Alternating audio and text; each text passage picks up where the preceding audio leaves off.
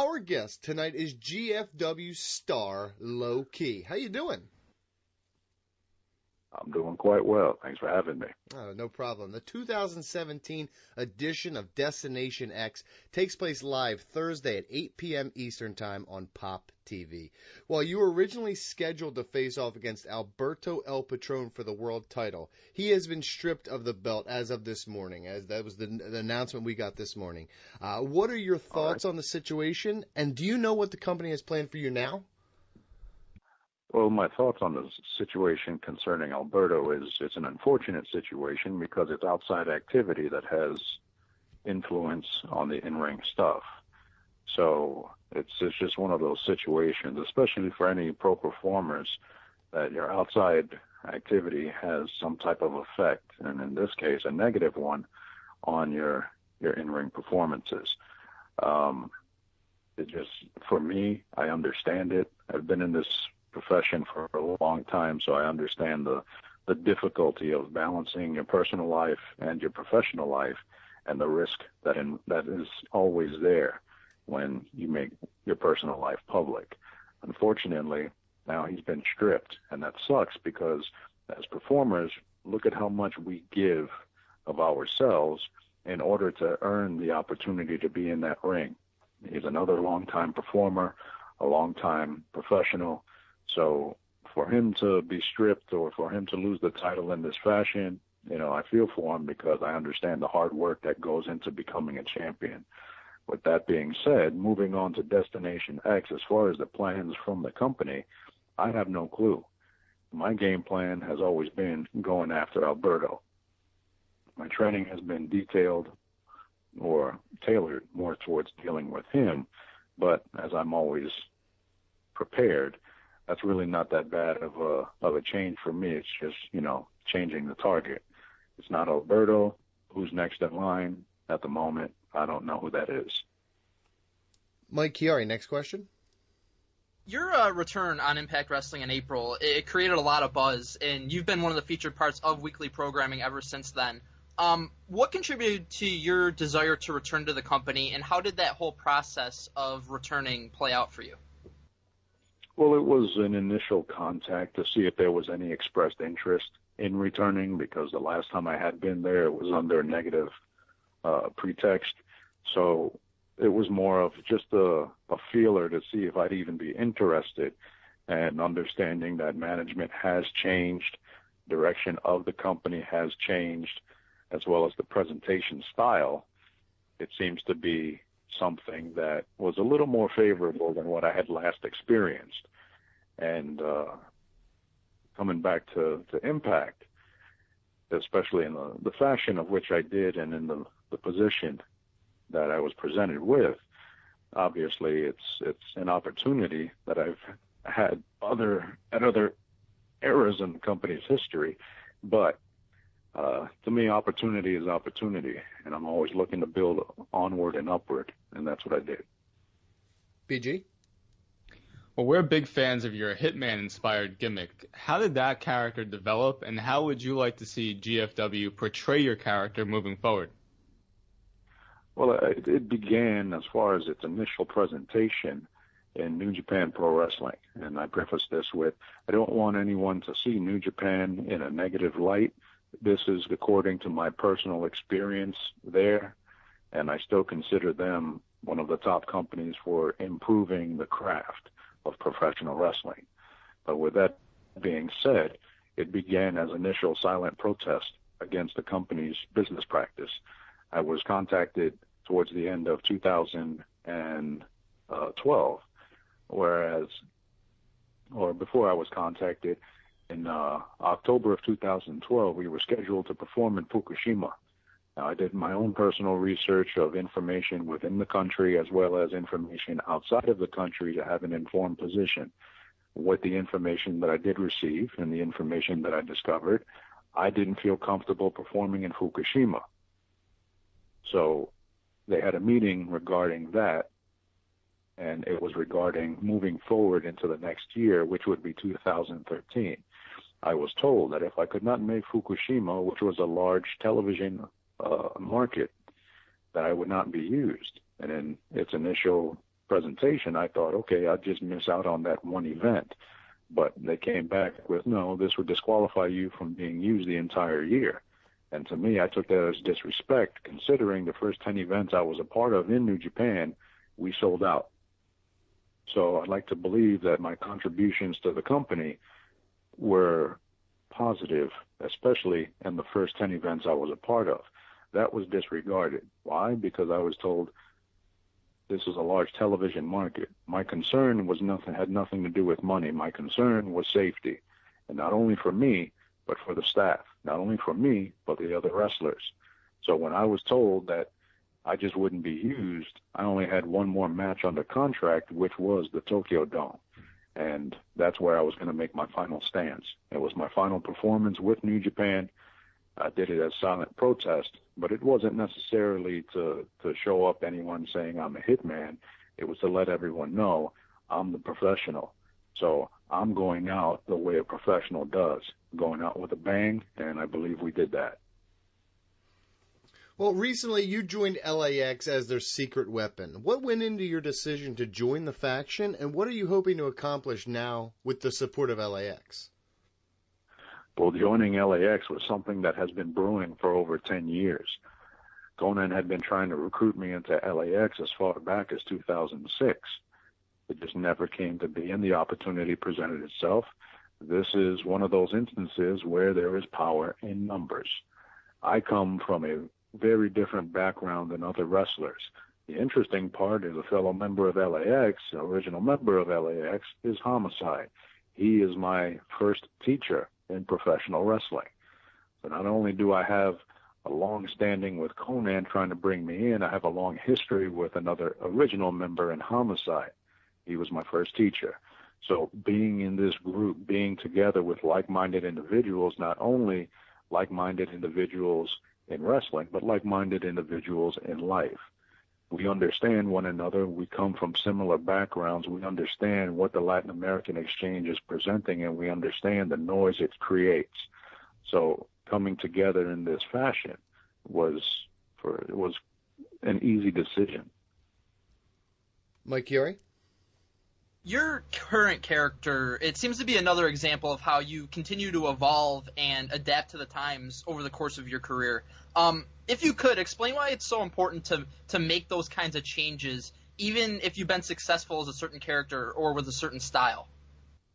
Well, the difference is it's not a character. That's the unfortunate part, that many people are from a viewer position, they assume. You know, a lot of people are led to believe, especially now with more of the traditional information that it's involved in pro wrestling culture being as available as it is now, people come from a more aware position as far as terminology and how things are done, and it kind of eliminates, or it kind of creates a bias, and it eliminates that mystique. The difference between me and everyone else is I'm not playing a character. Many of the things that I'm saying on camera, I mean. So this is not they other places they like to say, oh, it's just you with the volume turned up. I'm from New York, so this is like a boombox. This is, something vibrating out the back of a Cadillac. So, I'm coming in to make noise. This is what we've always done. The character itself, you see, I'm speaking much more calmly, much more directly. I'm not coming across as if I'm reading lines from somebody else, because I mean what I say. I'm not playing a game in there. I'm a 20-year professional performer. I've had to earn my scars. I've said this. So what's going on now is an accumulation of experience, and now the comfort in understanding who I am, and now, even more so, with all of this experience and high-quality experience, who are you going to put in front of me? Are you going to make me nervous? No. Are you going to intimidate me with somebody? No. So I'm now much better prepared than I've ever been. And I just keep getting better and better with time, because I have one thing that always separates me from everyone else. I am willing to learn. I sit back, I observe, and I take all the information in. You're just giving me tons of ammo to play with. And that's what I do. I use it. Brandon Galvin, next question. You're one of few wrestlers to experience WWE, Ring of Honor, New Japan, and multiple eras of TNA wrestling. And it seems a lot of wrestlers frown upon WWE's scheduling and often praise TNA's. What is your take on scheduling in the business in general, and how would you change things, if at all? I think it's poorly done because you have management in all companies who've never wrestled, organizing schedules and booking according to whatever preferences they may have, but they've never stepped foot into a ring. So they don't know what it takes to actually be prepared for day one of a series of events and then have the conditioning required to still be able to perform at professional level, moving into deeper stages when you get to like day 3, day 4, and so on. So management has always done poorly with scheduling, with the exception of New Japan Pro Wrestling. I've been in every major company in Japan. I've been in every major company in the United States. I've seen all of the scheduling, and it's always been a consistent issue. New Japan has the best arranged schedule with sensitivity to the performer's workload. You take WWE, 5 cities, 5 days a week. You're running these guys into the ground. These are human beings. These are not horses. But this is a continued method of practice, and that's why you got guys on a chopping block for minor things, or what led to them being injured were things that are avoidable or things that were minor initially but led to bigger problems. This is mismanagement on scheduling, but it comes from management. That's because there's a lack of familiarity with performers. If you've lived this lifestyle, you understand the pitfalls of what comes with jet lag. You understand the pitfalls of what comes with that lack of sleep and the irritation that goes on where you have to travel. You understand you get beat up sometimes worse on a plane than you do in a ring. But they don't care about that. What they care about is production. So every company that I've ever been a part of has had an issue with scheduling. One of the hardest schedules I've ever done was for 01 in 2002. I think in the beginning of 2003 or beginning of 2004, when I was a part of 01, we ran 9 days in a row. And that company had a fighting style that was more, I considered at the time, more like pit fighting, because we had crossover MMA guys coming into pro wrestling. The pro wrestlers are getting murdered by the MMA guys, and then guys are getting injured leading up to big events. So then you have lesser performers, or you have the performers that people are interested in seeing or eager to see. You can't see them because they're banged up. So there's a lot of mismanagement which goes on the scheduling side. But as far as I've seen, New Japan has the best model so far. Well, as a TNA original, you have seen the company go through many changes, as we mentioned. What is the locker room like right now after the most recent changes to Global Force Wrestling management? I think with Global Force right now, the locker room is reminiscent of the early stages of TNA back in 2002, because it's a new development period. It's a building stage. You have a lot wider variety of performers at the moment from different locations and different experiences. However, on the flip side is we no longer have a heavy atmosphere of toxic performers, toxic attitudes, toxic management. So there's a reduction in the toxicity which used to exist there.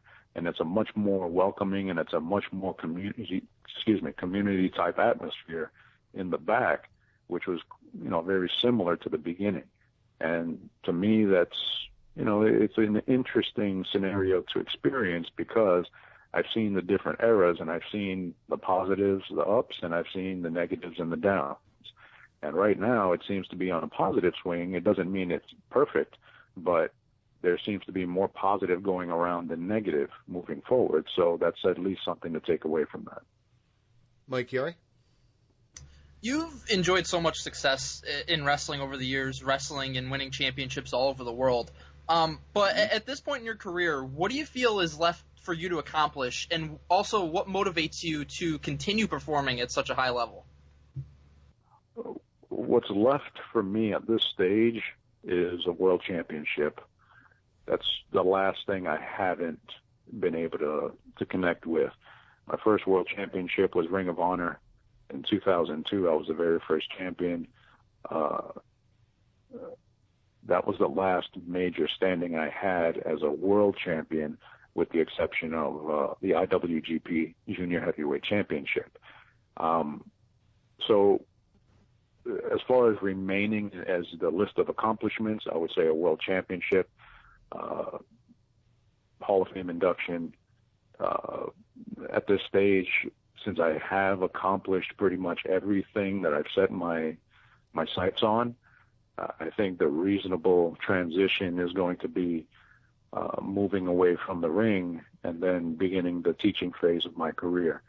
I've been a master teacher for a long time, but now this is 20 years in. I know physically, at my style, at my level of performance, the time frame is always iffy, and Father Time you'll just never outrun. So I have to be mindful as far as my physical capabilities moving forward, how much more time I want to contribute to this, and then recognize what's going to carry me moving on. And oddly enough, at the beginning of the year, I already had begun my transition away from pro wrestling, but then, like the old saying goes, they keep pulling me back. So I was contacted, and now I'm back in this unique position.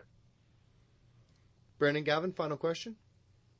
Well, you've been among the best wrestlers at every stop, but it seems fans overlook you when discussing the top in-ring performers. Do you feel like you've been overlooked by fans or perhaps even your peers during your career? As far as being overlooked, to me, it all depends on who's watching. And the problem here is pro wrestling has changed the audience by changing its attitude and changing the culture, which in turn changes the attitude and culture of the audience.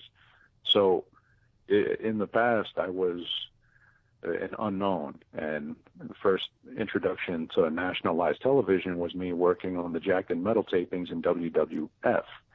I'm non-contracted, but the things that I'm doing is getting instant replays. So I must have been doing something right. Then I move on.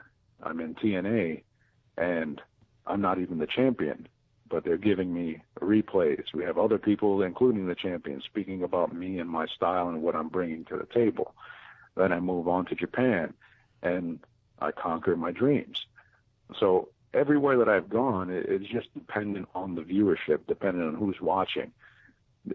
Unfortunately, with pro wrestling, some fans just stick with what they see. So you can have fans who are strictly WWE. You can have fans that are strictly Global Force, and they may know nothing about Ring of Honor. They may know nothing about New Japan. So that feeling of being overlooked, to me, is not necessarily a concern. It's just, what do I have the ability to do when I'm out in front of people? And I've always said, my name is a play on words.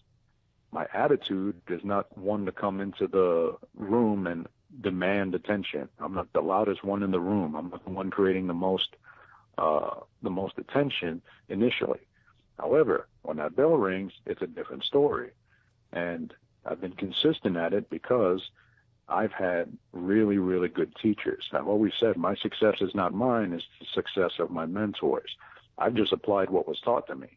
And the fact that I have the ability to learn and keep learning and keep improving, that sets me apart from everyone else, because I'm the hardest person to satisfy, especially in regards to what I do professionally.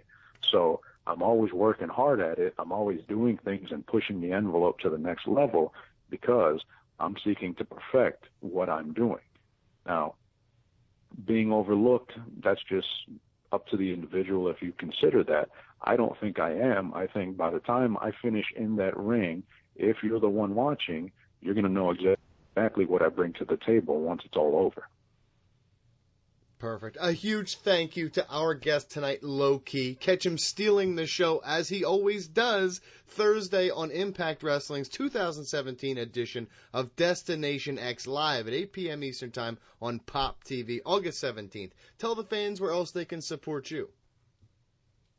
Well, you can follow me on Twitter, all one word, at ONE World Warrior. You can also follow me on Facebook, the word official, followed by LOWKI. So official Low Ki on Facebook. And on Instagram, you can follow me at LOWKI1979. So follow me on IG, Facebook, Twitter. I'm here as one of the four founders of the X Division, one of the original identity creators of this company. And I look forward to going out there and letting everybody know exactly who the professional is. And I just look forward to continual growth. Fantastic. Another huge thank you to Low Key. Good luck moving forward, sir. Thank you, guys. Pleasure being here.